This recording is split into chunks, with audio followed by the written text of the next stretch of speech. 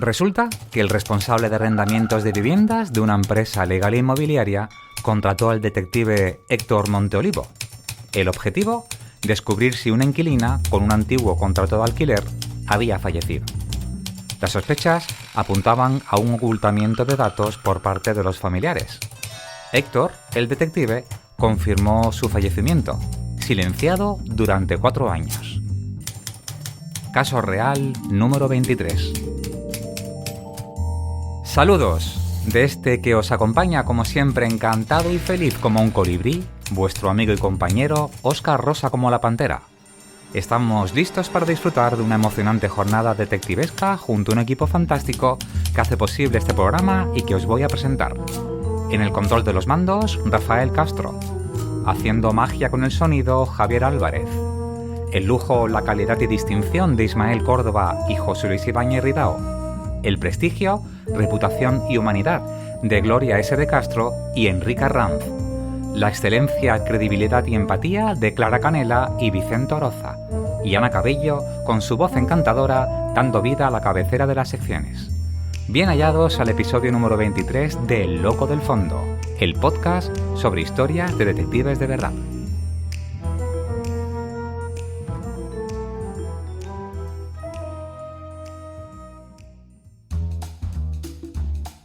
Con un programa intensísimo en el que os vamos a ofrecer lo mejor de nosotros mismos, comenzaremos con el intrigante caso de Luis Hernández Bustamante, un detective privado cuya muerte en 2006 sigue siendo un enigma lleno de interrogantes sin resolver. Vais a conocer a Esther Martínez, una detective de Barcelona a quien llamo controladora aérea, debido a su notable habilidad para mantener la calma en momentos de tensión y estrés. En la sección Detectives por el Mundo, hoy tenemos Intriga Transnacional, detectives y espías en la Suiza neutral, guiados por el detective Óscar Rey. En Todo lo oye, todo lo ve, todo lo sabe, del arqueólogo del detectivismo, José Luis Ibáñez Ridao, vamos a explorar cómo los detectives han sido los defensores de los derechos de los ciudadanos desde 1903, siguiendo un enfoque similar al modelo italiano actual, interviniendo a solicitud de las partes o como auxiliares de las defensas. En la sección Detectivity desvelamos 10 conexiones entre el fútbol y la investigación privada. En Expediente Oroza acompañamos al intrépido detective Vicente, que nos va a contar el caso de Llamada desde la morgue. En La ventana discreta de la polifacética Gloria analizamos 3 noticias. Casos que tocan la delgada línea entre el control laboral y la intimidad, incluyendo situaciones de empleados investigados por mal uso de recursos y además un caso mediático de infidelidad. En Detectives de Ficción, el cinéfilo de La Mancha, Ismael Córdoba, nos va a explorar la película Golpe de suerte de Woody Allen, donde encontramos la figura de un detective singular. En Mentes nómadas, el detective y filósofo urbano Enrique Arranz nos reflexiona sobre cómo avanzamos gracias al conocimiento que se comparte entre generaciones. Y llegando al final del programa, en Personajes de carne y sabueso, daremos tributo y homenaje a James J. Arms, un excéntrico detective de Estados Unidos que, pese a tener una prótesis en ambas manos desde los 12 años, se convirtió en un exitoso millonario gracias a su carrera. Y finalizaremos con la sección de nuestro coach, Clara Canela, que hoy pone bajo la lupa a este detective que fue un referente en superación personal, demostrando que la discapacidad no debe ser un obstáculo para lograr el éxito en una profesión. ¡Arrancamos! Queridos locoscuchas, hoy vamos a tratar un tema de gran sensibilidad y relevancia histórica de los detectives, algo que hasta ahora no había comentado. Nos referimos al trágico asesinato de un detective privado en Madrid durante el año 2006. Abordaremos este tema con el respeto y la empatía que merece, conscientes de la importancia de recordar esta historia en el contexto del mundo de la investigación privada. He reflexionado mucho sobre si debemos abordar este tema o no. Sin embargo, considero que es fundamental compartir esta historia, ya que muchos de vosotros quizás nunca hayáis escuchado hablar de este episodio, que es parte integral de la historia de la investigación en España. Así que, con el debido respeto, nos sumergiremos en esta narrativa a continuación. El escenario. Un día frío de 24 de noviembre de 2006, la vida de Luis Hernández Bustamante tomó un giro inesperado. Luis es un detective privado que también desempeña el papel de jefe de seguridad en IFEMA, el recinto ferial de Madrid. Se dirigía a su trabajo como cualquier otro día. IFEMA es conocido por albergar ferias internacionales de diversa índole, desde joyería y turismo hasta moda y tecnología. Pero ese día en particular, Feriarte, la renombrada Feria Internacional de Arte y Antigüedades, estaba a punto de abrir sus puertas, con fechas programadas desde el 25 de noviembre al 3 de diciembre de 2006.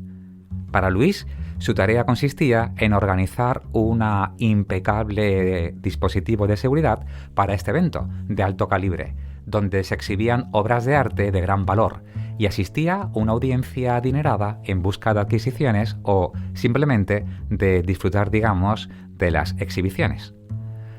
Con experiencia previa en la organización de eventos similares, estos días anteriores sin duda fueron intensos, llenos de trabajo y preparativos minuciosos para garantizar que todo transcurriera sin problema.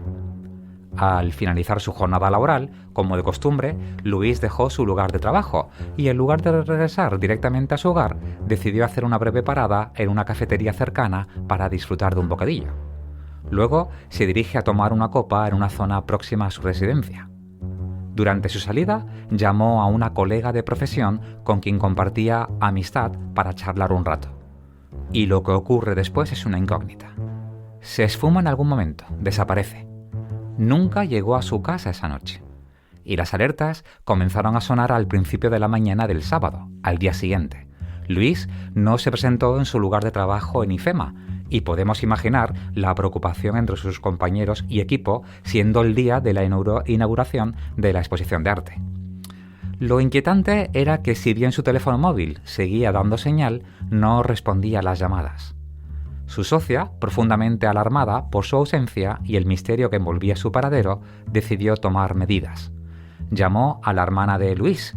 Deciden poner una denuncia por desaparición en las autoridades policiales. Y a medida que avanzaba el día, la incertidumbre y la preocupación iban en aumento y seguía sin rastro de Luis. 2. Descubrimiento del cuerpo y cómo lo encuentran. El domingo 26 de noviembre, una mujer llama a primera hora de la mañana a la policía para informar del descubrimiento de un cadáver en un sucio descampado cercano a la Plaza de Castilla, en la zona norte de Madrid.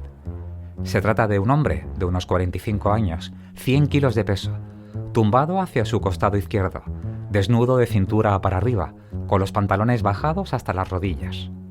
En la boca, 8 vueltas de cinta para embalar, y alrededor de la cabeza, 6 vueltas de plástico transparente de los que sirven para envolver alimentos, y la cabeza además cubierta con una bolsa de plástico de esos de supermercado. Las muñecas están atadas con un cable negro, y en la cabeza además tiene varios golpes, al igual que en todo su cuerpo. Tiene una costilla rota y los puños heridos, con lesiones en las falanges y en el lado anterior de su mano derecha. Esto lo que indica es que se resistió y que desarrolló un fuerte forcejeo antes de que fuera inmovilizado. La autopsia revela que ha sido torturado durante 20 largas horas antes de su asesinato y que la muerte le había producido la asfixia por paro cardíaco. Un detalle es que Luis fue hallado con la piel erizada de frío, lo que indica que sufrió escalofríos antes de su fallecimiento. Esto descarta la posibilidad de que haya sido asesinado en otro lugar y su cuerpo trasladado posteriormente. Su muerte ocurrió en el mismo sitio donde fue torturado. 3. Perfil de Luis Bustamante. ¿Cómo era? Nace en Madrid en 1961. Soñaba con ser detective desde su más temprana infancia. Este anhelo lo llevó a prestar servicio militar en la Policía Militar y finalmente a obtener la licencia de investigador privado número 325. A lo largo de su carrera fundó su propia agencia de investigación privada, bautizada como Airbus, un juego de palabras con su apellido Hernández Bustamante, y se convirtió en un destacado referente en su campo. Buscó constantemente ampliar sus conocimientos y habilidades, Complementó su formación con una amplia gama de cursos que abarcaron disciplinas como criminología, medicina forense, grafología y derecho, y a través de su agencia llevó a cabo investigaciones que abarcaron desde asuntos económicos hasta casos de divorcio, mostrando su versatilidad como detective privado. Punto 4. Teorías y preguntas sin respuesta. El forense determina que Luis estuvo secuestrado durante casi un día antes de su asesinato, lo que plantea la pregunta de por qué sus captores esperaron tanto tiempo antes de quitarle la vida. El método de tortura que emplearon parecía estar dirigido por profesionales con experiencia. Luis pesaba 100 kilos, por lo que como mínimo tuvieron que ser 2 personas. ¿Es que fue engañado hacia algún punto? Por ejemplo, una casa y allí fue abordado. ¿Lo sacaron de su coche a la fuerza? ¿Fue su tortura y asesinato un encargo? ¿Y si lo fue, de quién? ¿Es posible que Luis fuera confundido con otra persona? Luis estaba vinculado con el mundo de la joyería y el arte. ¿Es posible que quisieran obtener información valiosa de él? Por ejemplo, un método de acceder a la exposición que se inauguraba pocas horas después. La policía llegó y analizó los asuntos que Luis llevaba antes de su desaparición, lo que incluye investigaciones sobre infidelidades, competencia desleal, estafas y tráfico de obras de arte. Además, examinaron la solicitud de una licencia de armas de tiro deportivo y se cuestionaron si podía estar relacionado con sentirse amenazado. Pero, ¿con quién pudo haber estado esa noche? ¿Quién se beneficiaba de su muerte?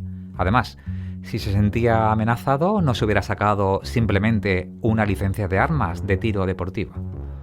La desinformación y los rumores en las primeras 48 horas después del crimen oscurecen aún más la verdad detrás de este caso. Se revela que el detective tenía sida, que si tenía una doble vida o que se habían encontrado centenares de fotos de varones desnudos. Absolutamente nada que ver con lo importante, que era qué había ocurrido y quién lo hizo y por qué. Punto 5. Final. ¿Podéis imaginar cómo afectó todo lo ocurrido a la comunidad de detectives privados y a los de Madrid en particular, que se movilizaron para buscar pistas? La muerte de Luis Hernández Bustamante sigue siendo un enigma sin resolver. A pesar de los años que han pasado, su memoria persiste y la búsqueda de respuestas continúa. ¿Conoces algo sobre este caso? ¿Has escuchado algo que podría arrojar luz sobre lo que le sucedió a Luis esa noche? Puede ser que alguien viera algo, que alguien te contara algo relacionado con esto que hemos contado. Un amigo o un familiar. ¿Cuál es tu teoría? Si es así, te pedimos que compartas cualquier información con las autoridades porque quizás tu detalle sea la pieza que falta en este complicado rompecabezas. Os presento a Esther Martínez, amiga y detective privado de Barcelona, a la que admiro desde hace muchos años y a quien llamo controladora aérea por su increíble habilidad para mantener la calma en momentos de tensión y estrés. Controladora aérea. Así es como me llama mi querido Óscar. Y no me dedico a ello. Es una manera más que tiene de alabar mi supuesto aplomo ante el estrés o situaciones inesperadas. Y aunque me encantaría decir que nací así, pues no es cierto. En realidad, yo creo que todo empezó cuando era una niña. Mi deporte favorito y el que practicaba era el tiro olímpico, el tiro de precisión con carabina. Un deporte extremadamente exigente a nivel competitivo.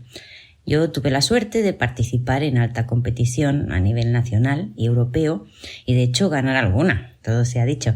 Pero bueno, a lo que vamos. El tiro de precisión se caracteriza porque a ese nivel el 80% o más es mental. Es un deporte que exige la perfección a cada disparo y un 9 es un error. Los deportistas en nuestra cabeza no sumamos los puntos, sino que vamos restando fallos, porque se presupone que desde el inicio tienes que hacer la máxima puntuación, un 10,9 en cada disparo, y así uno tras otro. Por mucho que entrenes físicamente, esta perfección solo se consigue si tu mente está al 100% y en todo momento. Yo tuve la suerte de contar con entrenadores y coaches deportivos que te guiaban en esta parte física, emocional y psicológica. ¿Cómo? pues además de cuerpo sano y mucho trabajo físico, aprendí a controlar mis emociones mediante la relajación, la meditación y la visualización. Controlar tu cuerpo, tu mente y tus emociones hasta conseguir el estado óptimo para lo que vas a hacer. Y sobre todo, visualizar siempre la ejecución perfecta. Imaginar todos los escenarios posibles que seas capaz de imaginar, siempre con el final idóneo y perfecto que buscas. Controlar tu mente y de alguna manera automatizar en positivo aquello que nos pueda pasar, que dependa de ti o que no. Esto que parece un rollo es la respuesta a Óscar. Estos aprendizajes los utilizo siempre, para todo. Creo que los tengo ya interiorizados. Como detectives, por ejemplo, en un seguimiento no sabes cuándo, ni cómo, ni hacia dónde va a salir el investigado. Así que visualizas todas las opciones posibles, a pie, en coche, a la derecha, a la izquierda, y así poder reaccionar correctamente en ese momento inesperado y de tensión que no sabes cuándo se va a producir mientras estás en la espera. Yo he automatizado mis movimientos antes de que pase. Así controlo la situación y me libero de la presión y nerviosismo todo ese tiempo.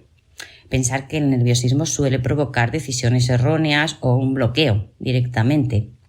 En una actuación bajo pretexto, pues hay que practicarla mentalmente y prepararte el papel con el que vas a investigar a alguien, interiorizar tus preguntas y respuestas. Una reunión con un cliente, importante, investigar antes al tipo de cliente, el interés que puedes despertarle y así te puedes preparar posibles preguntas que te puedan resultar incómodas por el motivo que sea. En la vida cotidiana, una comida con invitados en casa, pues siempre tengo plan B, porque sé que si tengo plan B no se me quemará el solomillo, porque estaré tranquila cocinando. Por cierto, odio cocinar. En cambio, la presión de pensar que el solomillo pueda estar incomible y que no tengo nada para ofrecer en ese caso, seguro que hace que se me queme. A ver, cierta tensión es buena. Añade responsabilidad a tus acciones y a tu comportamiento. Un ejemplo sería mi experiencia en la selectividad. Yo tenía un 10 de media en COU en Historia del Arte. Me encanta, lo sabía todo al dedillo. Y me preparé tanto el resto de las asignaturas que fui tan relajada a este examen que saqué un 0. Sí, un 0 en Historia del Arte. Me equivoqué de movimiento artístico. Bueno, iba demasiado confiada, demasiado relajada. No presté atención y no sentí esa tensión que nos ayuda a ejecutar bien, a actuar como deberíamos. No la había trabajado, no había visualizado ese examen. No pensé nunca que me iba a poner tan nerviosa y que me pudiera bloquear en Historia del Arte. Y pensaréis, qué vida tan aburrida si lo controlas todo. Pero no, es imposible. Cada día pasan cosas no previstas, situaciones inimaginables. Te pasas el día tomando decisiones improvisadas. Lo importante es que aquellas que te pueden angustiar las hayas trabajado antes. Y el resto, pues ya se verá. Sí, soy controladora. Sí, soy de las que tienen su carnet de soporte vital IDEA. Y no aconsejo nada a nadie. No hace falta que os vayáis todos a apuntar ahora a un club de tiro. Quizás a vosotros no os haga falta, pero a mí me funciona. Un abrazo, Óscar. Gracias, oyentes, por escucharme. Hasta otra. 1000 millones de gracias, Esther.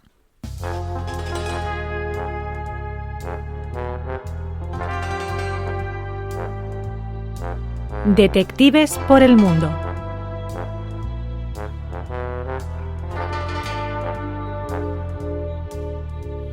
Hoy viajamos a Suiza y os voy a presentar a mi amigo Óscar Rey, que inició su recorrido profesional en Suiza, donde trabajó como desarrollador de negocios en Hispanoamérica.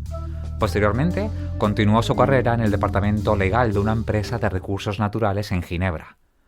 Siguiendo su pasión por los negocios y las investigaciones, dio el paso lógico de fundar Swiss Intel Consulting en Zug, Suiza, donde fusiona su experiencia en desarrollo de negocios con su pasión por la investigación.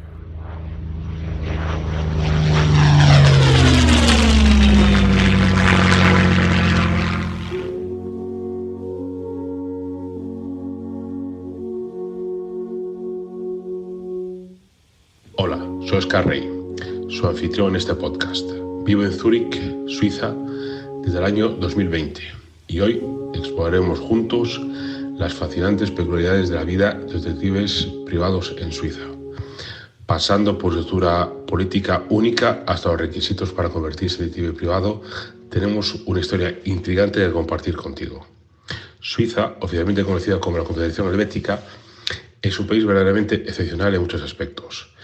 En particular, su estructura política es una rareza, ya que es un estado confederal, grosso modo. Esto significa que los cantones delegan algunas de sus competencias propias al gobierno federal.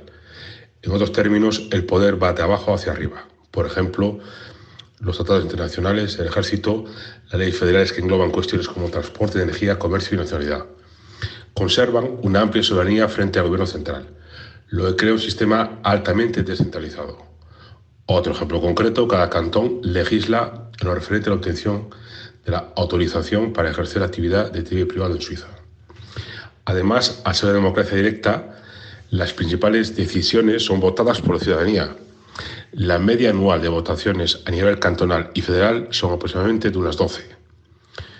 Los gobiernos cantonales y el federal pueden así pulsar si su acción política está alineada con el sentir mayoritario de la ciudadanía. Qué raro, ¿verdad? A nivel ejecutivo del gobierno federal no hay un presidente de Suiza ad hoc. En cambio, el país está dirigido por un Consejo Federal compuesto por 7 ministros, todos con las mismas prerrogativas ejecutivas. Toman decisiones de manera colegiada a mayoría simple, la llamada fórmula mágica, y nombran a uno de ellos como portavoz para representar a Suiza en la política exterior durante un año.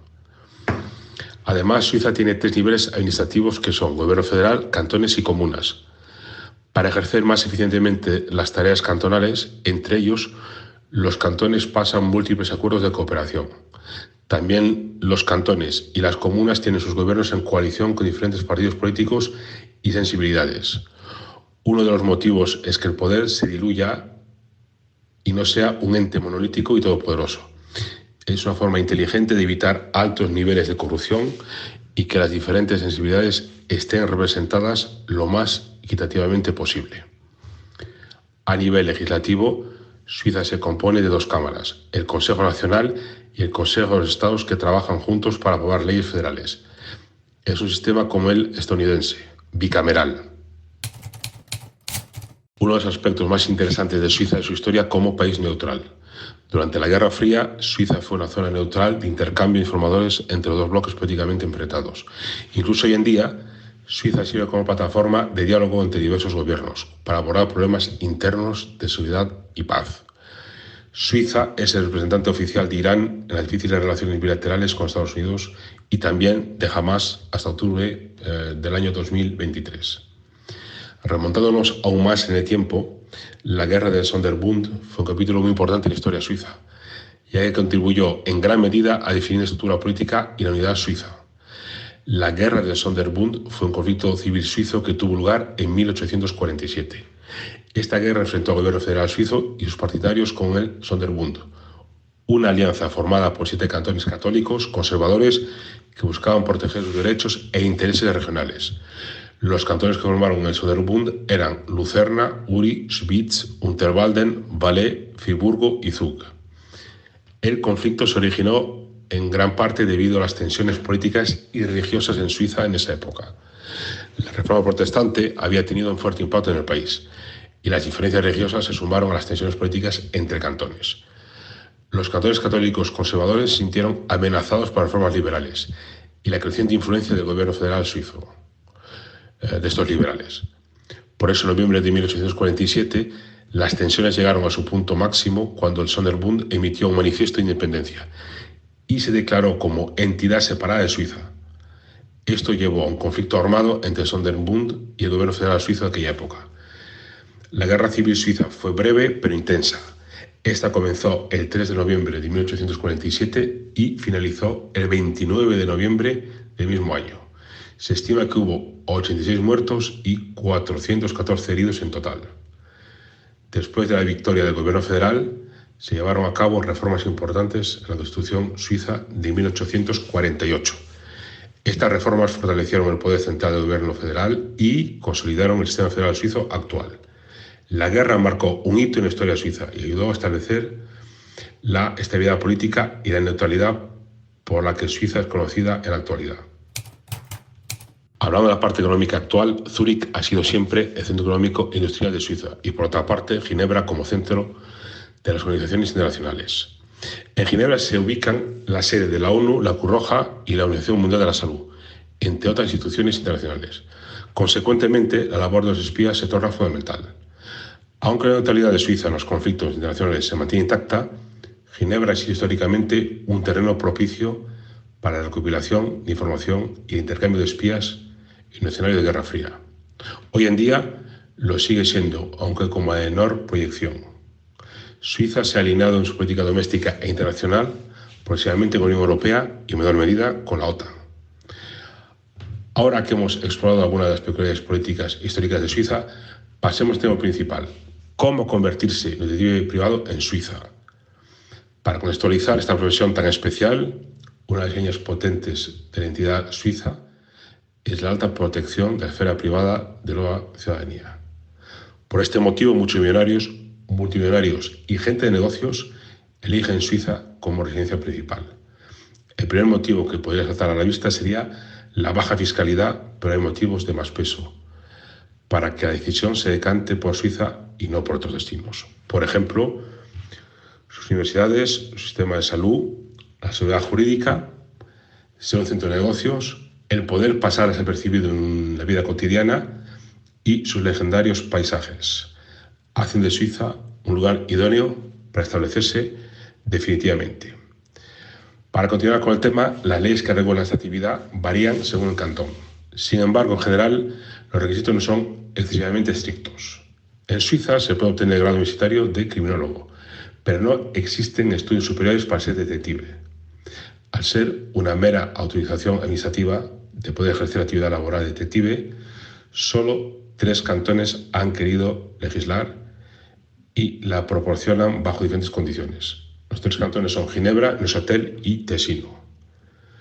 Para poner un ejemplo concreto, los requisitos para obtener una autorización de detective privado en Ginebra son los siguientes: tener más de 18 años, tener nacionalidad suiza o un permiso de trabajo suizo válido, certificación oficial de las direcciones legales de los últimos 10 años, antecedentes penales en los últimos 10 años, currículum vitae y certificación de la Oficina de Quiebras y Deudas.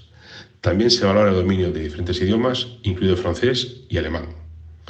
También es importante mencionar que, aunque Suiza tiene una alta posesión de armas de fuego y el servicio militar es obligatorio hasta los 35 años, la mayoría de la población que tiene armas no tiene la munición necesaria para poder utilizarlas en tiempos de paz. Así que el mito cinematográfico del detective con pistola y sombrero se quedará para siempre en las pantallas de los cines y la televisión. ¿Quiénes son realmente los detectives en Suiza? Los que ejercen la actividad clásica de detective en Suiza suelen ser ex policías que mantienen una estrecha colaboración con las fuerzas de seguridad cantonales. Si tienen autorización administrativa pertinente, sus informes se podrán utilizar como prueba en el juzgado o en procesos jurídicos en el extranjero. En los demás cantones se establecerá la credibilidad de detective en relación a sus años como detective, a sus actividades laborales anteriores y a su reputación. Se estima que en Suiza hay 700 agencias de detectives. Por dar un ejemplo concreto, en el cantón de Ginebra existen unas 68 agencias y 107 detectives oficialmente reconocidos, pero no todos en activo. No todas estas agencias están registradas en asociaciones de detectives suizas, ya que muchas optan por asociarse con agencias extranjeras para poder ejercer un trabajo transnacional, ya que Suiza tiene un gran número de empresas internacionales en su territorio, que son económicamente potentes. Por ejemplo, se pueden asociar con asociaciones de detectives de Londres, Nueva York, Berlín, Singapur y otros centros de negocios. Por todos estos motivos, sobre todo, se necesitan actividades más sofisticadas en relación a la actividad clásica de detective. Se necesitan servicios como contabilidad forense, cibercriminalidad, investigaciones corporativas, reputación de los dirigentes de empresas, gente que puede estar sancionada internacionalmente, búsqueda de cuentas y deudas ocultas en las transacciones de compra y venta de empresas. Finalmente, es importante destacar que los detectives en Suiza siguen una serie de deberes y regulaciones similares a los detectives europeos. Los datos recopilados durante sus investigaciones pueden ser presentados como pruebas en los tribunales suizos, en los cantores que otorgan autorizaciones, y los detectives pueden ser llamados a declarar como testigos si es necesario. Además, si se descubre la comisión de un delito durante una investigación privada, la agencia informará a la policía, lo que marca un cambio en la investigación hacia una investigación meramente policial. En resumen, ser un detective en Suiza es una profesión fascinante que requiere una serie de habilidades muy específicas. Las relaciones de colaboración con las autoridades cantonales y federales y la capacidad de operar en un país tan especial como Suiza hacen de esta profesión un desafío intrigante. Gracias por unirte a nosotros en este episodio de Intriga Internacional, Detectives y Espías en la Suiza Neutral. Ahora llegamos al fin. Espero que hayas disfrutado tanto como yo.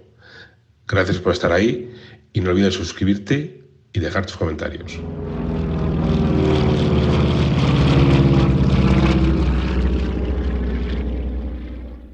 Mil millones de gracias, Óscar. Todo lo oye, todo lo ve, todo lo sabe. Bienvenidos a este viaje por la historia. Hoy nos trasladamos al Madrid de entre siglos. Dejen que les guíe. Soy José Luis Ibáñez. En enero de 1889, varias organizaciones juveniles republicanas impulsaron en Madrid una asociación con la que pretendían unificar sus distintas fuerzas en toda España. Adoptó el nombre de Juventud Republicana Progresista y su primer presidente fue Fernando Cadiñanos González, un combativo militante madrileño que apuntaba maneras como periodista y orador. La figura de Fernando Cadiñanos ganó muchos enteros a mediados de la década de 1890 y se convirtió en objeto del deseo de varias formaciones políticas de carácter progresista. Poco antes de las elecciones a diputados provinciales de 1896, fue presentado por sorpresa como uno de los 3 candidatos del Partido Liberal por el distrito Buenavista Centro. Tenía muy difícil salir elegido, dado que aquel distrito correspondía a lo que hoy es el barrio de Salamanca, de clara tendencia conservadora. No consiguió el acta, claro está. Fernando Cadiñanos había seguido los pasos de otros dirigentes importantes, como Emilio Castelar, que abandonaron las filas republicanas tras el fracaso de varios pronunciamientos militares apoyados por su líder en el exilio, Manuel Ruiz Zorrilla. Fue una ruptura por razones pragmáticas que sus antiguos compañeros no le perdonaron nunca y que lo pusieron en el punto de mira de los periódicos republicanos más radicales cuando ocupó distintos cargos en la policía. A principios de 1899, su gran valedor político, Alberto Aguilera, gobernador civil de Madrid, lo nombró inspector del Cuerpo de Vigilancia. Contra todo pronóstico, el sucesor de Aguilera, el conservador Santiago Liniers, lo mantuvo en el cargo. El superior inmediato de Fernando Cadiñanos en la policía madrileña fue el delegado del distrito de Buenavista, Ricardo Puga, un veterano curtido en 1000 batallas en Barcelona, en donde había sido jefe de Daniel Freixa y de Antoni Tressols, 2 de los primeros detectives privados españoles. Cadiñanos demostró su valía en Madrid y en Córdoba, en donde protagonizó un sonoro encontronazo con el gobernador civil a cuenta de las partidas ilegales de cartas que se celebraban en establecimientos de la aristocracia y la burguesía con el beneplácito de las autoridades. Tanto en Córdoba como en Madrid, Cadiñanos mostró una especial sensibilidad por los asuntos relacionados con los abusos a menores. Además, y dada su sólida formación legal y mercantil, desmanteló varios chiringuitos financieros que estafaban a incautos en la capital. En julio de 1902 presentó su dimisión tras haber recibido ataques de un periódico republicano que lo acusó falsamente de estar implicado en una red de corrupción policial. Cadiñanos, con un profundo sentido del honor, creía que no hacía ningún bien al cuerpo permaneciendo en él mientras recibía ataques en la prensa. Cadiñanos se enfrentó también contra algunos de sus antiguos compañeros que sí estaban envueltos en asuntos turbios. Fue una lucha sin cuartel que dio con él entre rejas en varias ocasiones. Pasó a dirigir un periódico desde el que destapó uno de los casos de corrupción policial más importantes de la época. A principios de octubre de 1903, pendiente de varios juicios, Fernando Cadiñanos presentó en sociedad una nueva agencia de investigación privada, situada en la calle Jardines número 38 de Madrid. Respondía ya al modelo actual de negocio, tanto por el tipo de actividad que desarrollaba como por la capacidad profesional de sus agentes, casi todos ellos antiguos compañeros del cuerpo de los que se fiaba. La agencia, según la nota que envió a los periódicos, se dedicaría a vigilancias privadas, inquisitorias, pesquisas y misiones secretas en España y en el extranjero, indagaciones sobre delitos, informes íntimos, personas desaparecidas, empleados infieles, disipadores, falsificaciones, investigaciones sobre matrimonio y de interés para las familias, y concluía con dos, etcétera, etcétera. La actividad que experimentó un mayor crecimiento, sin embargo, fue la de reclamaciones contra las compañías de seguros, gracias a sonadas victorias judiciales que sus clientes divulgaron por vías como las cartas al director en periódicos de gran tirada. Sin embargo, lo que distingue a Cadiñanos del resto de sus contemporáneos es su concepción moderna, contemporánea de la profesión. Para él, un luchador contra los abusos de poder y la corrupción, el detective privado era el garante último de los derechos de los ciudadanos. Hay que recordar que aquellos detectives, a petición de parte, podían intervenir en cualquier clase de asuntos sin limitación alguna. Fue un impulsor del modelo que hoy, por ejemplo, funciona en Italia, en el que el detective privado actúa como un auxiliar necesario de las defensas, aportando pruebas para juicios penales en igualdad de condiciones con la policía. Un precursor y un visionario cuyo nombre, Fernando Cadiñanos González, conviene reivindicar.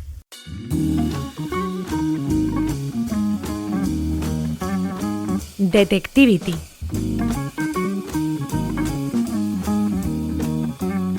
Hoy, en esta sección especial de Detectivity, presentamos 10 conexiones entre el mundo del fútbol y la investigación privada. Como siempre, una de las condiciones es que las conexiones sean completamente verificables por nuestros locoescuchas. Los nombres que van a aparecer ya han sido revelados públicamente y se pueden encontrar. Y es que la revolución del fútbol ha aumentado la demanda de detectives privados para investigar a jugadores y proteger en muchas ocasiones los intereses de los equipos.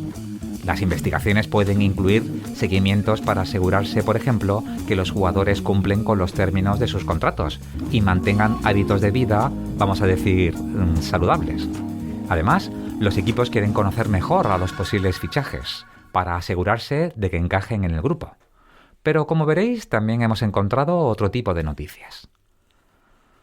Para empezar, voy a compartir una historia adicional, algo así como un bonus track, un extra que no forma parte de las 10 mencionadas. Se trata de Arthur Conan Doyle, quien en 1884 fue portero de un equipo de fútbol de aficionados. Se trataba del Portsmouth Association Football Club, y que años más tarde se fundaría como equipo profesional en 1898. Por cierto, que sigue existiendo hoy como el Portsmouth Football Club, también conocido como la Luna, los Azules o la Armada Azul. Además del fútbol, el escritor también practicaba otros deportes como el boxeo, el golf o el cricket. Y dicho esto, ahora sí vamos a por las conexiones prometidas. Conexión 1. Detectives privados en la huelga de árbitros en Vizcaya. En 1987, los equipos y árbitros de tercera división en Vizcaya contrataron a un detective privado para resolver un conflicto que duró 3 meses.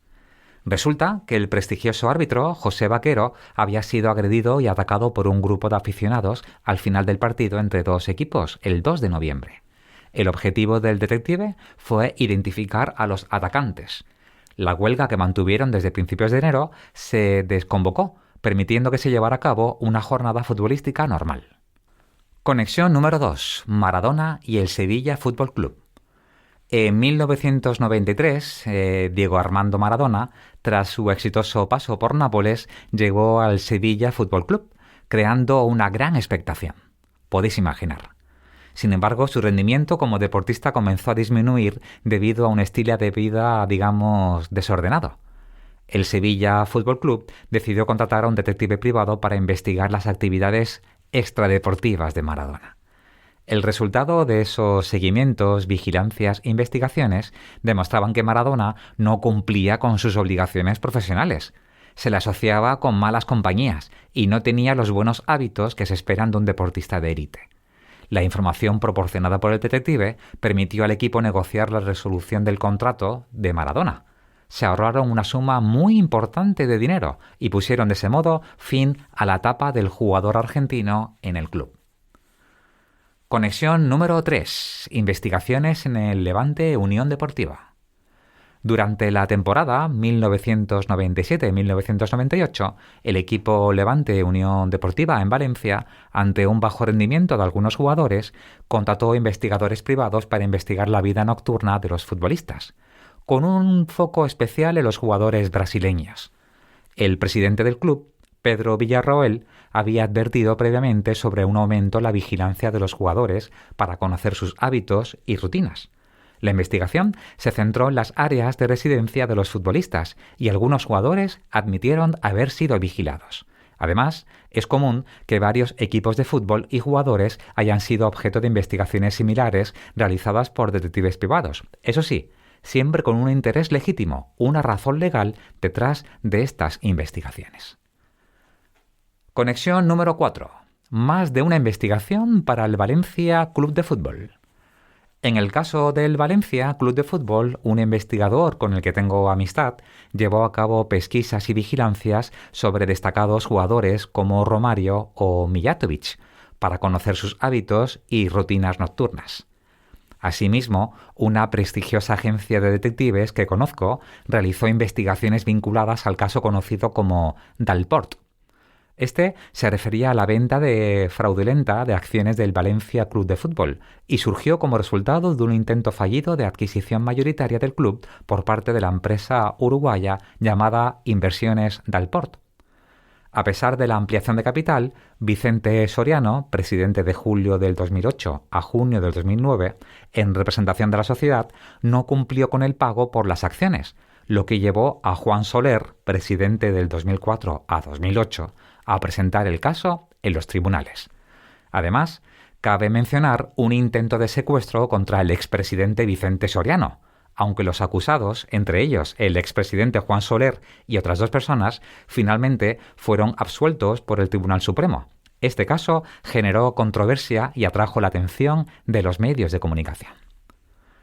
Conexión número 5. Emmanuel Cipriani e investigaciones sobre árbitros. En 2006, el Inter de Milán contrató al detective privado italiano Emmanuel Cipriani para investigar las posibles relaciones entre el árbitro Daniele De Santis y el equipo Juventus de Turín. Los rumores insinuaban favoritismo en decisiones de partidos. Cipriani, un detective conocido por su trabajo en casos destacados y mediáticos, llevó a cabo investigaciones sobre las finanzas del árbitro y su esposa, buscando evidencias de cualquier conexión con el equipo de fútbol. Por cierto, el 21 de septiembre de 2020, el árbitro y su pareja, Daniela De Santis y Leonora Manta, fueron asesinados por Antonio De Marco, un estudiante de enfermería de 21 años. De Marco confesó haber cometido el crimen y su motivo aparente fue la venganza, ya que De Santis le había pedido a De Marco y a su novia que abandonaran la casa que compartían para vivir juntos con su pareja. De Marco había expresado sus deseos de venganza en Facebook. Conexión número 6. Baja por depresión y celebración en la Eurocopa. En los campos de fútbol, al igual que en otros lugares de ocio, los detectives privados se topan con situaciones que arrojan resultados en sus investigaciones o seguimientos. Por ejemplo, en casos de desconfianza de pareja, pueden hallar pruebas esenciales. Del mismo modo, cuando se trata de investigaciones sobre bajas laborales fraudulentas, pueden descubrir las personas investigadas en situaciones que no concuerdan con su supuesta incapacidad temporal. El ejemplo es en 2015. El Tribunal Superior de Justicia de la región de Murcia ratificó el despido de un empleado de baja por depresión, a pesar de haber sido sorprendido celebrando la victoria de la selección española en la Eurocopa de 2012 y consumiendo alcohol. El tribunal consideró que el despido fue justificado. Conexión número 7. La Liga de Fútbol Profesional y detectives por varios motivos.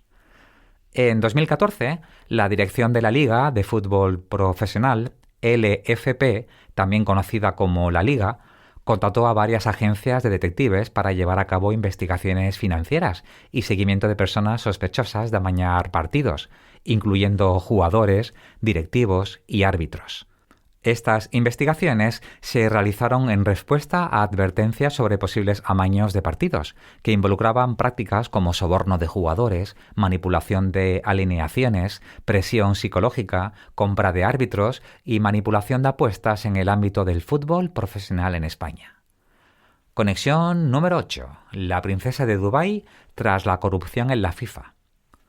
En 2015, un escándalo de corrupción sacudió a la FIFA, involucrando a altos funcionarios acusados de conspiración, fraude y soborno.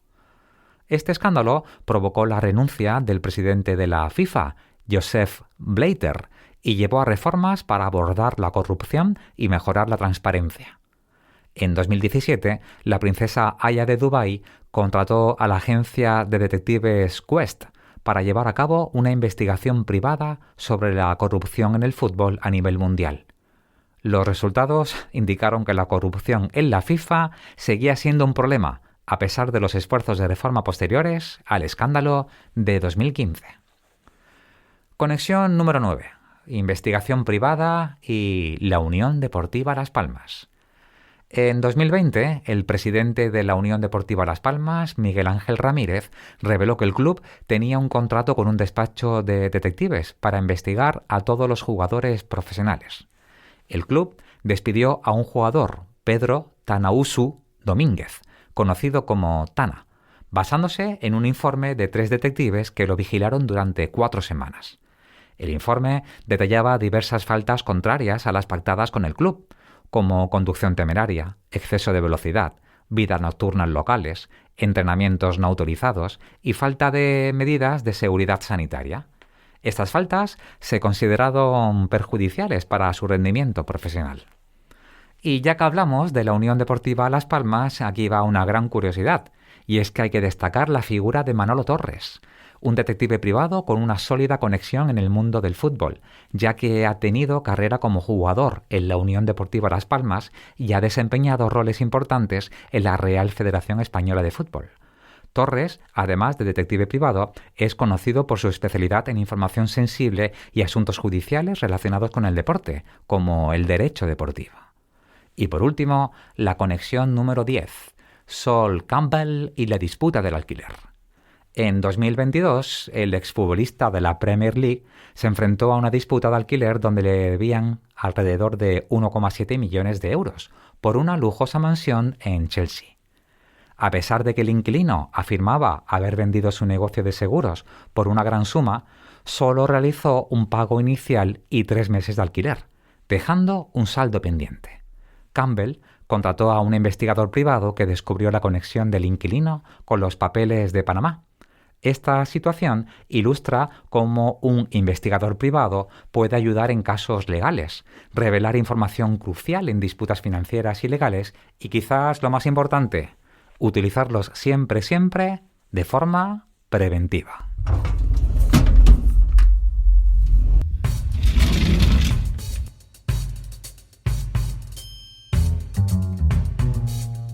Expediente Oroza.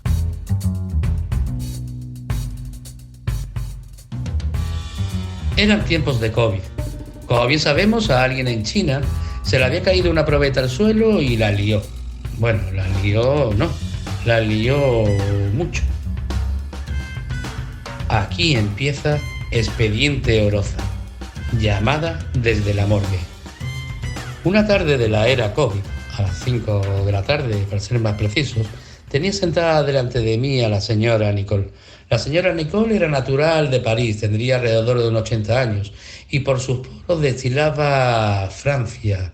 Cada vez que la podías mirar, podías rememorar en tu mente el río Sena, la Catedral de Notre Dame o la mismísima Torre Eiffel. Me identifiqué y le di mi tarjeta de visita, que se la guardó rápidamente en el bolso. Allí ella hablaba un buen español, debido a que sus padres eran originarios de La Mancha y emigraron en los años 30 a Francia. Y fue allí donde la señora Nicole se educó, trabajó, se casó y se separó. Tras verificar su interés legítimo en la investigación, empezó a contarme su caso. Resultaba que tras haber estado casada durante muchos años, llegó un día en que el amor se rompió y su marido se separó de ella. Nada es para siempre, decía la canción. De aquello hacía ya la friolera de 25 años. El exmarido se volvió a casar al poco tiempo. Y fue entonces cuando la señora Nicole le reclamaba una serie de pagos por diferentes conceptos. Además de que en caso de que su exmarido estuviera fallecido, le correspondería una parte legítima de la herencia. Un día le llega a ella, por mediación de su abogado, la noticia de que su exmarido ha muerto. Pero ella no tiene ningún dato que verifique con contraste esa información. No tiene localidad, ciudad, cementerio, ni lápida donde poner unas flores. De hecho, no tiene información alguna, solamente de que él estaba fallecido. Pero ella no se queda ahí. Ella me comenta que sospecha que su exmarido ha podido fingir su muerte y que está escondido tras el compás de la logia de los masones suiza. Y todo para no pagarle a ella lo que le pertenece. Así que casi me caigo de la silla. Hablo con ella porque me ve la cara y de incredulidad y me dice que en caso de no hacerle yo el trabajo se lo encargaría a otro detective. Con lo cual ella tendría que demostrar de que sus sospechas eran totalmente fundadas y que al final le darían la razón. Así que acepté el encargo. No he comentado de que el marido de la señora Nicole era originario de una localidad al sur de Ginebra. Así que hablé con compañeros detectives en Suiza para que me buscaran algún registro de fallecidos por si aparecía el investigado, y también que me verificaran algunos domicilios que la clienta me había facilitado de la época de su marido cuando era joven. Así que el trabajo se puso en marcha. La clienta me llamaba 2 veces por semana para preguntarme cómo avanzaba la investigación. Y ya que el pisuerga pasa por Valladolid, pues me hablaba sobre la epidemia del COVID, me decía que era un engaño, que era una conspiración de los poderosos para tener controlada la población. Lo que sí sabía de la señora Nicole es que necesitaba comunicarse. Pensé de verdad de que ella el problema que tenía es que estaba sola en el mundo. Así que nada, la investigación de los detectives suizos dieron al final su fruto. Habían localizado al exmarido de la clienta. Teníamos la localidad, el cementerio y la tumba con su lápida. Y su numeración, evidentemente. Quedé con la clienta en el despacho y le dije que habíamos encontrado a su exmarido, pero que su alma ya no estaba entre los justos. Le enseñé las fotos, los documentos de los registros, etc. Ella no estaba conforme con que su marido estuviera yaciendo en esa tumba. Su plan era abrir ese ataúd, verificar quién había allí dentro y seguir trabajando e indagando en las logias masónicas hasta dar con su exmarido. Le dije que me hiciera el favor de esperarme durante 3 días para continuar con la investigación y hablar con ella, ya que yo tenía un viaje de trabajo a Bélgica y que solo iba a durar 3 días. Que al volver me reuniría. Así fue. La verdad es que me fui a Bélgica de trabajo, pero en vez de estar 3 días, estuve 1 mes, ya que me tuvieron que operar de urgencia de una peritonitis. Pero eso es otra historia. Al llegar a Málaga, tras una odisea hospitalaria, estaba tomando el sol en mi terraza cuando de repente sonó el teléfono. Sí, dígame, el señor Vicente Oroza, detective privado. Sí, soy yo. Mi nombre es Juan y le llamo del Anatómico Forense de Málaga. Le dije que esperaba que no me llamara para identificar mi apendicitis. Creo que no le hizo gracia, pero sí me dijo que tenía el cadáver de una señora francesa de nombre Nicole. Al parecer, en mi estancia en Bélgica, ella se contagió de COVID y falleció. Buscando en sus objetos personales, solo habían encontrado mi tarjeta de visita, mi informe y una revista donde decía las mentiras del COVID. El señor Juan me dijo que yo tendría que hacerme cargo del cuerpo, puesto que era la única persona que supuestamente tenía conocimiento de ella. Le dije al señor Juan con toda amabilidad que se imaginara que en vez de mi tarjeta se hubiera encontrado la del vendedor de homenaje del Corte Inglés, a lo cual esta vez sí parece que le hizo gracia. Todo terminó en el consulado francés. Un día más tarde me llamó una paciente que había compartido habitación con la señora Nicole, que también había padecido COVID, pero esta se había salvado. Y según me dijo, Nicole le había contado sobre mi investigación y que yo era su persona de confianza y que estaba investigando dentro de la masonería suiza. A lo que esta señora se ofreció voluntaria para ayudarme si era menester. En homenaje a Nicole.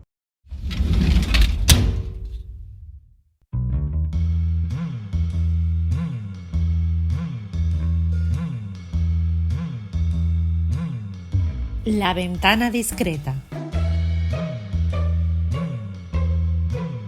Buenas, aquí estoy de nuevo. Soy Gloria y tengo una pregunta que hacerles. ¿Preparados para descubrir qué nos deparará esta nueva ventana discreta? Espero que sí. Hoy les traigo 3 noticias. Empezaremos reflexionando sobre la intimidad. Esa zona espiritual reservada de una persona, según la RAE. Y les pregunto, ¿cómo se sentirían si su jefe les controlara en el trabajo? El uso de detectives para controlar qué hacen los trabajadores ha sido, desde siempre, tema de confrontación judicial al mezclar 2 materias sensibles, el control laboral y la intimidad. La noticia que les traigo hoy, con la que doy inicio a esta nueva sección, trata sobre ello. Ocurrió en Cataluña. Un trabajador se ausentaba usando el vehículo de empresa para realizar quehaceres personales. La empresa, al notar que el rendimiento del susodicho había disminuido, pidió información a otros empleados. Indicios que le llevaron a contratar los servicios de un investigador privado.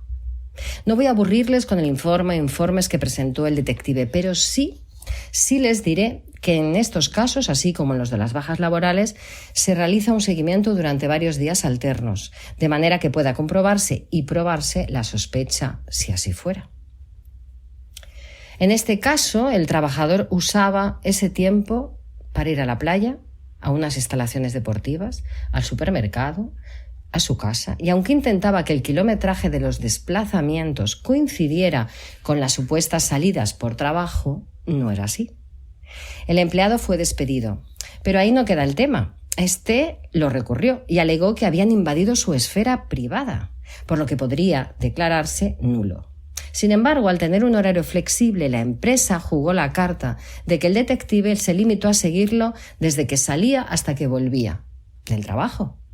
Y aunque la sentencia no valoraba como causa de despido que el trabajador incumpliera con su jornada laboral, sí lo justificaba la falsa imputación del kilometraje, y dieron por hecho que el trabajador actuó de mala fe. Aunque también se ha dado el caso contrario, que el Tribunal Superior de Justicia haya declarado improcedente el despido de un trabajador que, estando de baja por lumbalgia, ayudó a un familiar a reformar la casa. Lo sé, ahora se están preguntando, o mejor, están cuestionando la labor de la justicia, inquiriendo cómo es posible que en esta situación haya sido declarado improcedente. Pues aquí estoy yo para explicárselo.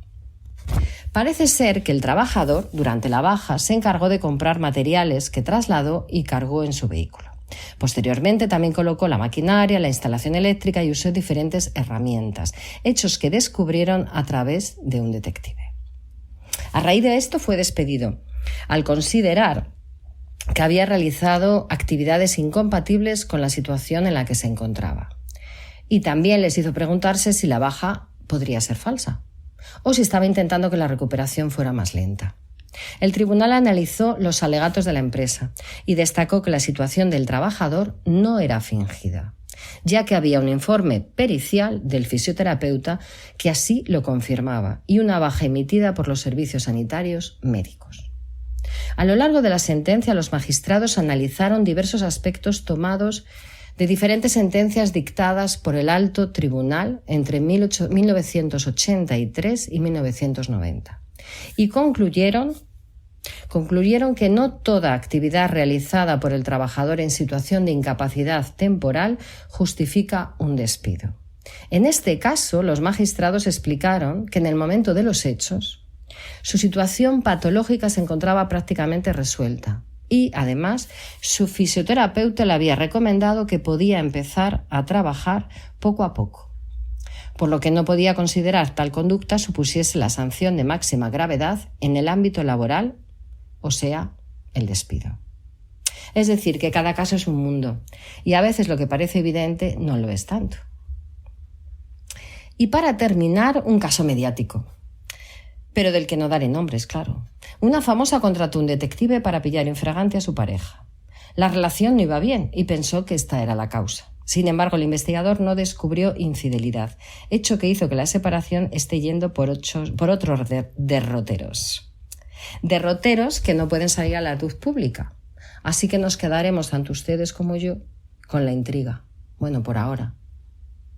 Y esto es todo por hoy.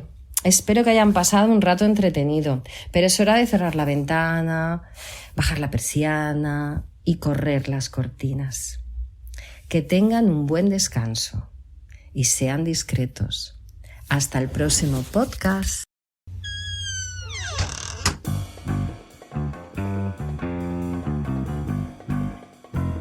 Detectives de ficción.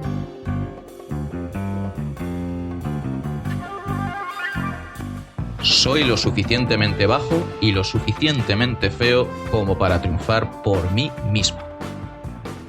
Hola a todos y a todas y bienvenidos a la sección de Detectives de Ficción del podcast El Loco del Fondo, historias de detectives de verdad. En 1972 se estrenó la película Sueños de un seductor, dirigida por Herbert Ross y protagonizada y escrita por Woody Allen. En la misma se nos contaban las desventuras amorosas de un perdedor vocacional desprovisto de toda facultad para seducir a las mujeres, cuya suerte cambiaría de la noche a la mañana gracias a una recurrente y extraña alucinación que toma la forma de nuestro queridísimo Humphrey Bogart. Un Humphrey Bogart que en la película aparecía mitificado y representado con su inconfundible gabardina, su sombrero fedora y su cigarrillo a medio consumir, y que estaría interpretado por el actor Jerry Lacy. El Bogart de la película enseñaría al torpe protagonista a seducir a las mujeres y a convertirse en un experto en las artes amatorias. Con esta película, Woody Allen evidenciaba un gran amor por ese personaje bogartiano, perfilado y pulido en obras maestras como El halcón maltés o El sueño eterno. Sabemos bien, amigos y amigas del podcast, que Bogart representó como nadie en el cine la figura del detective privado. Un detective privado elegante, inteligente, amargo, irónico, cínico. Por tanto, no es casualidad que Woody Allen se fijara en él y le tuviese ese gran amor, como digo, reflejado en la propia película. Y es que además, si repasamos la filmografía de este genio neoyorquino, observaremos multitud de ejemplos que demuestran que nuestro querido Woody Allen siente un gran amor por la figura del detective privado, incluso más aún por la de ese investigador incidental, es decir, el hombre común convertido en un detective improvisado empeñado en resolver el acertijo que le conducirá hasta el criminal. Así tenemos en la filmografía de Woody ejemplos como Sombras y niebla del 1991, la maravillosa e imprescindible Misterioso asesinato en Manhattan de 1993, La maldición del escorpión de Jade de 2001, Scoop de 2006, Magia a la luz de la luna de 2014 y desde hace apenas un mes la genial y reciente Golpe de suerte. Esta última, además, concentra esos dos personajes arquetípicos que antes comentaba y que son muy habituales en el cine de Woody. Por una parte, el detective privado, profesional y metódico, que ofrece sus servicios a cambio de una remuneración. Y por otra, el detective accidental, es decir, ese personaje que se ve envuelto en una trama misteriosa que activa sospechas y suspicacias y que, guiándose por ellas y haciendo uso de una mezcla de picaresca e inteligencia común, consigue llegar al fondo del asunto. Golpe de suerte es, a mi modo de ver, una de las mejores películas del Woody Allen de la última década. Imprescindible para todos vosotros y vosotras, amigos y seguidores de este podcast y apasionados, entiendo, por el mundo del detectivismo. No os la podéis perder. Sin más, me despido hasta la próxima y os deseo lo mejor a todos y a todas. Un abrazo muy fuerte.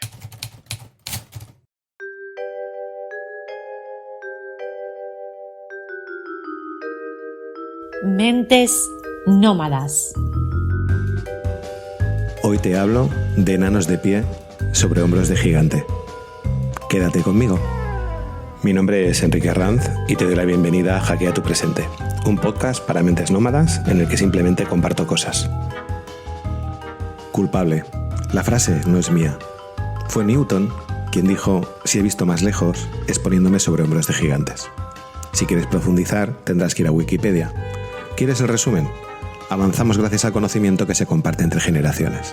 Newton, el puto amo. Al lío. Quise hablar de esto a una escala más cercana y lo voy a hacer con un ejemplo de trabajo. Hace unas semanas hablaba con un cliente sobre la pérdida desconocida en su empresa. Para los neófitos solo diré que dentro de la pérdida desconocida hay una parte importante que se debe al hurto interno, lo que en España llamamos los chorizos de toda la vida. En mi visita al centro, la persona responsable de seguridad se apresuró a ajustar al 100% su sesgo de confirmación. En otro podcast hablaré de esto. Así que todo aquello que pudiera reafirmar lo que ya previamente pensaba le resultaba interesante y cualquier otra cosa se resumía en una frase que empezaba con un "a nosotros lo que nos interesa es" y puntos suspensivos, básicamente para desviar la conversación hacia los puntos que consideraban relevantes. Yo dejaba hablar. De hecho, en estos casos lo que recomiendo siempre es dejar hablar y esperar tu turno. Tardó un poco, pero mi turno llegó y mi exposición fue breve. No tengo la menor duda de que su análisis es detallado, extenso, desde una perspectiva interna. Es más, las cosas se están haciendo bien, tal como me explica Análisis que expone. Solo tengo una duda. ¿Podría recordarme a cuánto asciende la pérdida desconocida a día de hoy? Verás, lo listo que uno sea importa poco. No es nada comparado con la experiencia. Experiencia de la que mola, porque es diversa y conozco muchísimos perfiles de empresa y sectores. No dudo que mi interlocutor conoce su empresa mejor que yo, y lo respeto muchísimo. Pero ni en sueños conoce todas las casuísticas que forman parte de mi know-how. Y eso es lo que vale un detective, no yo, cualquier detective. Lo que sabe, lo que ha vivido, lo que ha aprendido, y la capacidad de extraer ese conocimiento para implementarlo en cada nuevo asunto. El mensaje que trasladé al interlocutor fue claro. ¿Qué tal si nos damos la mano, nos ayudamos mutuamente, compartimos el uno con el otro y ya que estamos, bajamos esa cifra? El caso es que no es justo eso de lo que te quiero hablar. Lo que te quiero hablar es de otra cosa. Y sí, hay giro. Esa persona dejó su sesgo de confirmación a un lado y aceptó mi propuesta. Y hoy sé que va a ser uno de mis gigantes. Jamás en mi vida había trabajado en algo tan específico y no te imaginas lo que he aprendido con este gigante. Mi pasado está lleno de gigantes y muchos fueron primero clientes. Y eso es todo lo que quiero contarte por hoy. Espero que tengas un día fantástico.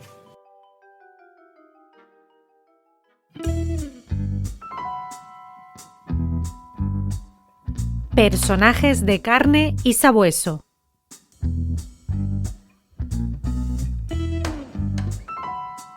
Nos situamos en 1972. El actor Marlon Brando está filmando la película Último Tango en París, en Francia. Su hijo, Christian Brando, ha desaparecido. Parece haber sido secuestrado. El actor contrata los servicios de una de las mejores agencias de detectives de Estados Unidos, The Investigators, para encontrar a su hijo. ¿Quién estaba detrás del secuestro? ¿Quién había sido la última persona en ver al niño? Y el foco se pone en su madre, Anna Kashfi. Tan solo había estado casada 1 año con Marlon Brando, de 1958 a 1959. Su idea era sacar al niño de la escuela, llevarlo a un grupo de amigos, digamos, hippies en la Baja California, en México, a los que ofreció pagarles $10,000 para esconder a Christian y dar un buen susto al actor. Pero un grupo, liderado por el director de la agencia de detectives, rescata al niño durante una tarde-noche. Lo encuentran en una tienda de campaña con una neumonía bronquial. La madre es arrestada cerca de la frontera por conducir bajo los efectos del alcohol y comportamiento desordenado. Hoy, amigos y amigas, rendimos tributo y rendimos homenaje al director de esa agencia, J.G. Arndt, el detective que desde los 11 años tenía garfios a modo de prótesis en sus manos, demostrando que las limitaciones físicas no son un obstáculo insuperable, aquel que fue un icono en el mundo de la investigación privada por el modo de publicitarse y por hacerse millonario con su profesión, aquel que tuvo más de 25.000 empleados a su servicio y del que llegaron a hacer incluso hasta un juguete sobre él. Para comenzar nuestra historia tenemos que retrotraernos al 20 de agosto de 1932 en Deming, Nuevo México. Es el día que nace nuestro protagonista. Si bien su nombre real al bautizarlo fue Julián Armas. Sí, es que Julián era de ascendencia mexicano-estadounidense. Su padre, Pedro Armas, era dueño de una tienda de comestibles y su madre, Beatriz, que vivían en Isleta, una zona de bajos ingresos cerca de El Paso, Texas. Cuando nuestro pequeño Jaime tiene 11 años, él y su amigo Dick Capels, 7 años mayor, entran jugando y de manera ilegal en un almacén de ferrocarril del Texas and Pacific, y no tienen otra cosa que hacer que robar la dinamita ferroviaria. Lo que en un principio se inicia como un juego, pronto se convierte en una desgracia. Jaime frota 2 palos de dinamita, los detona y la explosión le causa la mutilación de ambas manos. Su amigo, que estaba cerca, no resultó herido, y Jaime es llevado rápidamente al hospital Hotel Dew en El Paso, donde le amputaron las manos a unos 5 centímetros por encima de ambas muñecas. A las 4 semanas después de la cirugía, Jaime regresa a la escuela y se esfuerza a diario por ser un chico más, aunque es inevitable que fuera el centro de muchas miradas y rumores. Al poco tiempo, Armas fue equipado con unas manos protésicas a modo de ganchos y aprendió a usarlas. Vaya, se aprendió a usarlas. Hay que decir que durante este tiempo en el que no tuvo prótesis, le asignaron un perro, un pastor alemán, para ayudarlo. Es lo que se llama un perro de servicio. Su nombre, Bach. Y durante muchos días fue su mejor amigo.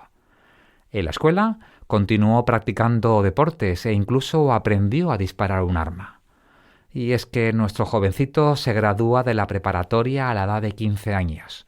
Más adelante obtiene sus títulos en criminología y psicología de la Universidad de Nueva York. Lo hace a través de cursos por correspondencia. Es en esta etapa cuando cambia su nombre para hacerlo más anglosajón.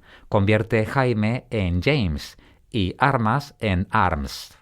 Había nacido la leyenda, James G. Arms. Del año 1949 hasta 1955 parece que nuestro protagonista tiene un contrato para trabajar con los estudios de cine 20th Century Fox en Hollywood. Él afirma haber aparecido en 39 películas interpretando papeles de reparto relacionados con heridos y mutilados de guerra, transmitiendo que la imagen de una persona con discapacidad puede realizar cualquier cosa. Parece ser que en ese tiempo también participó en 28 programas de televisión. Lo cierto es que hay mucha confusión con esta etapa y se pueden encontrar noticias con diferentes versiones del número de películas y programas de televisión. Lo que sí es cierto es que al inicio de la guerra de Vietnam, en 1955, fue convocado por el gobierno de los Estados Unidos para poder interactuar y motivar a los soldados sin extremidades. Su objetivo era mostrarles que una prótesis no debía limitar sus posibilidades y que podían llevar una vida plena y totalmente normal. En 1956 regresa a Texas y se convierte en el director de operaciones de la empresa Goodwill Industries en El Paso. Fundada en 1902, es una organización sin fines de lucro que brinda capacidad laboral, empleo y servicios de colocación y otros programas para personas que tienen barreras para encontrar empleo. En 1958, después de trabajar brevemente de nuevo como actor en California y regresar a El Paso, funda su propia agencia de investigación privada, The Investigators, los investigadores. Junto a él trabaja un asistente, James Chew, y los dos se encargaban de visitar escuelas secundarias en el área del Paso para hablar sobre la profesión de detective. De ese modo divulgaban, difundían y concienciaban a esos jóvenes. ¿Imagináis cuántos y cuántos de esos jóvenes se convirtieron en detectives después de esas charlas?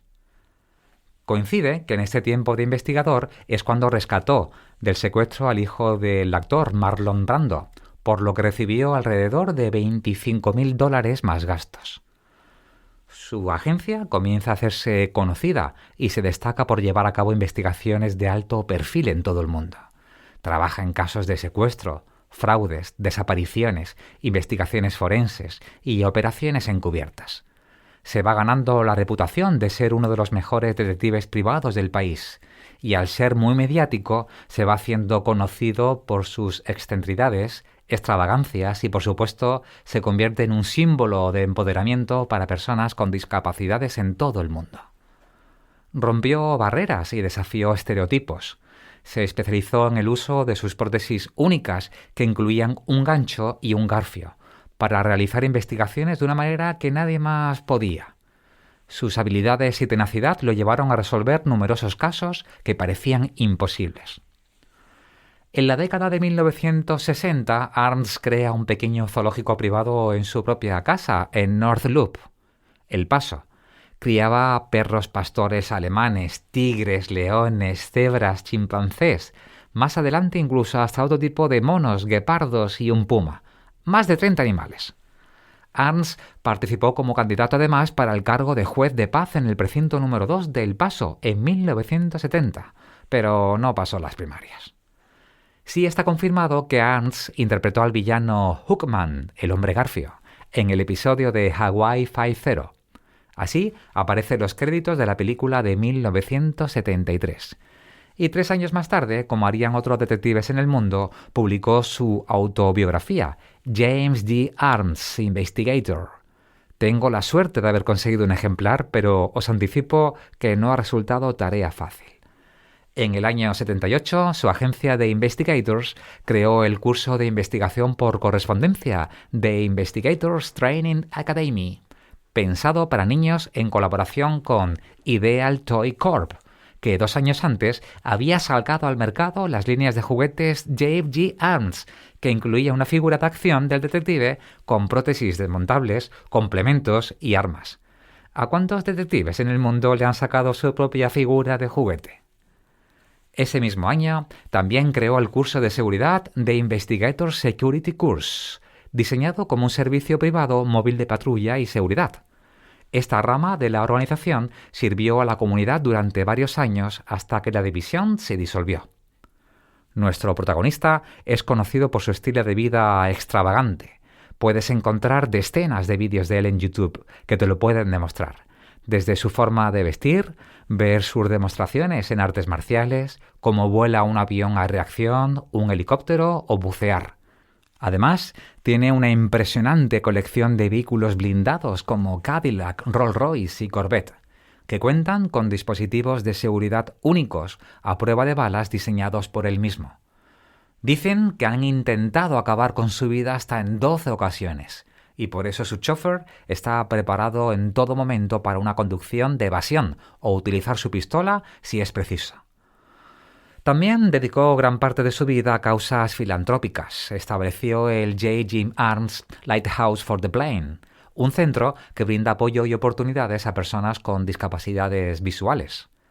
Desde 1989 hasta 1993 sirvió además en el concejo de la ciudad de El Paso. Buscó la reelección en el concejo en 2001, pero no lo consiguió y regresó a su negocio de investigación. Él y su esposa, Linda Chu, tuvieron varios hijos, entre ellos Julian Armas Jr., Amy Armas o Debra Armas Ferrell. Es considerado uno de los mejores investigadores privados, recibiendo premios y reconocimientos como el hombre que ha hecho la mayor contribución a la profesión de investigación, y sus clientes incluían a Elvis Presley, Howard Hughes o Elizabeth Presley. Él siempre presume que nunca ha perdido un caso, incluso cuando el FBI y la CIA habían fracasado. En 1975 fue destacado en la revista People como una de las 25 personas más intrigantes del año. En el 76 recibió el premio al logro Golden Plate. En el 79 fue seleccionado como una de las 40 personas honradas como las celebridades más exitosas de América por la Academia del Logro en Beverly Hills. En el año 89 recibe incluso el premio El investigador más exitoso del país de la Sociedad Internacional de Investigadores Privados, ISPI.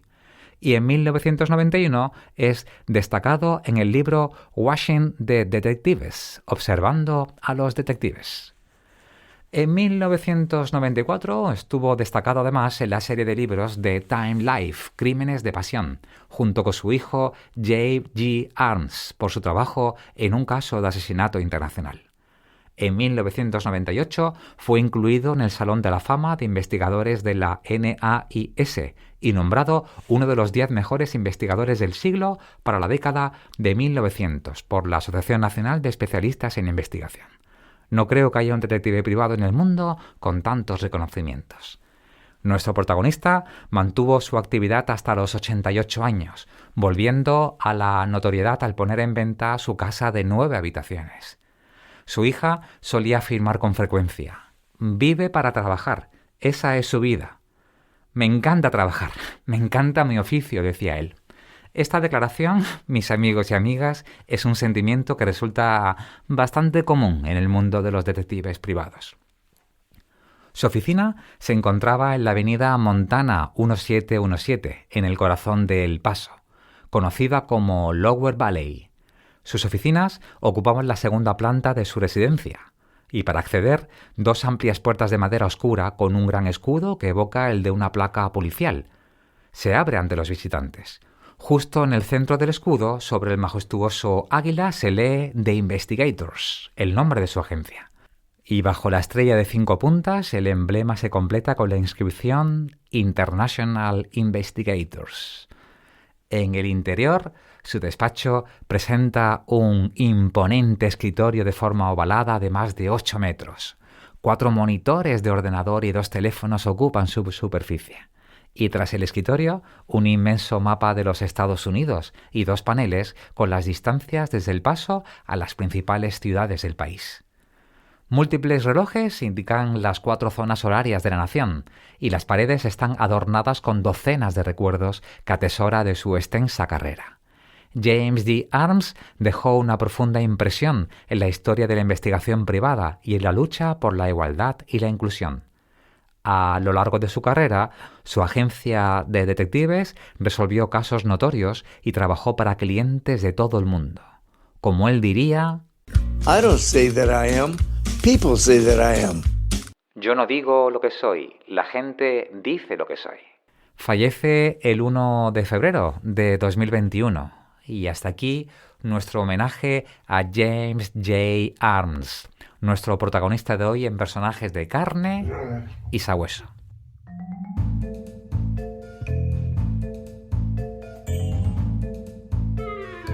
Bajo la lupa.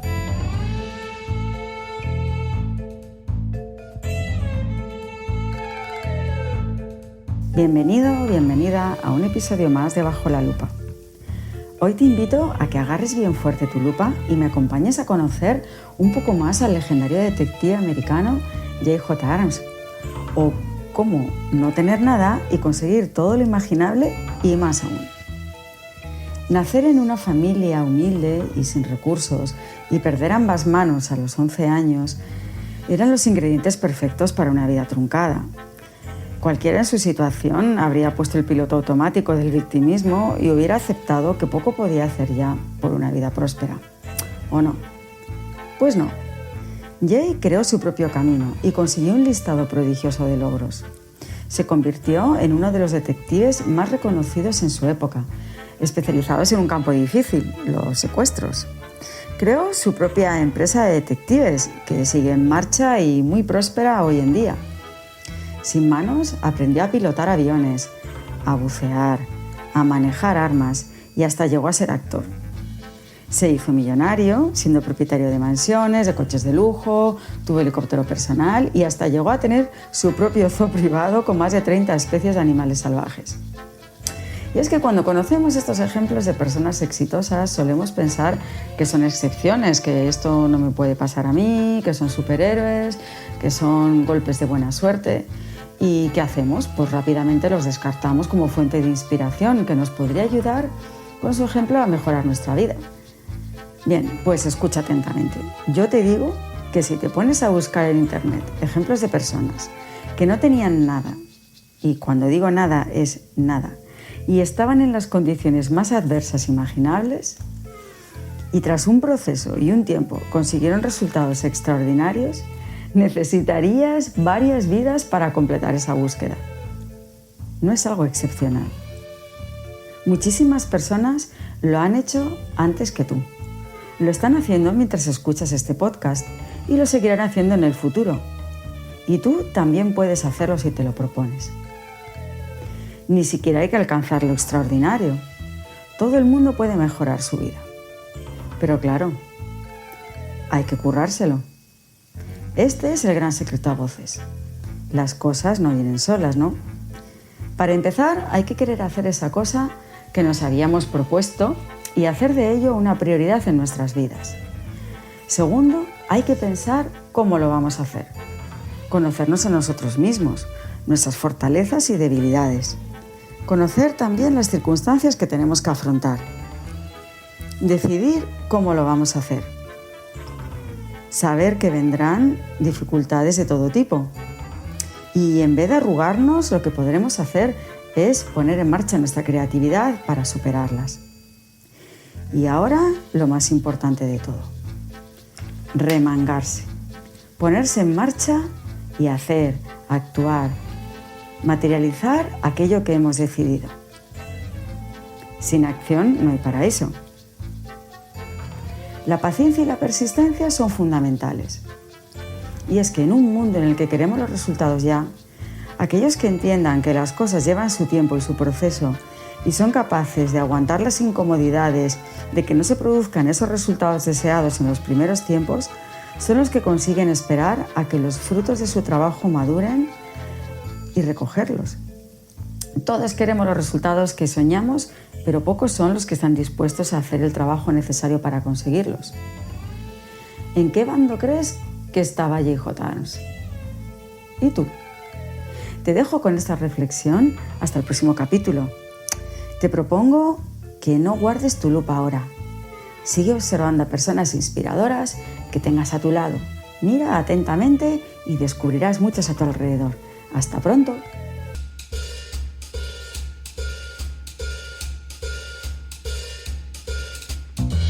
Con esto llegamos al final de este episodio número 23. Recuerda suscribirte para mantenerte al tanto de nuestras últimas publicaciones y escucharnos en iVoox. También puedes seguirnos en nuestras redes sociales, en Instagram como @locodelfondo, en Twitter como @oscarcuide y en nuestro blog locodelfondo.es. Además, encontrarás las cuentas de redes sociales de todos nuestros colaboradores mencionados en el contenido de este episodio. Gracias por haber estado ahí, que tengáis una maravillosa jornada, siempre con ustedes su detective rosa, Oscar.